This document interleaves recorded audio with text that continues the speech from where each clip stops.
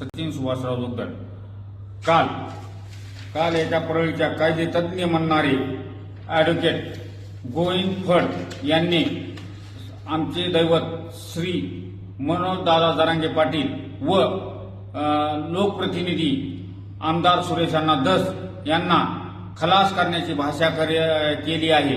जर ही खलास करण्याची भाषा जर तुम्ही करीत असताल तर त्याचं उत्तर आम्हाला बी देता येतं। त्या खलास आम्हाला पण करता येतं। परळी आणि अंबाजोगाईचं अंतर खूप लांब नाहीये, हे लक्षात त्यांनी ठेवावं। फक्त आम्ही ह्याच्यासाठी गप आहेत की आदरणीय मनोजदादा जरांगे पाटील कायदा व सुव्यवस्था बिघडू नये, महाराष्ट्रातील कायदा व सुव्यवस्था अबाधित राहावी व सामाजिक सलोखा व्यवस्थित राहावा ह्यासाठी प्रयत्नशील असतात। जर का त्या प्रयत्नशील ह्यांना जर का सामाजिक सलोखा जर बिघडायचा असेल, ह्यांना जर का असंच वागायचं असेल तर आम्ही जशा तसे उत्तर द्यायलाही तयार आहोत।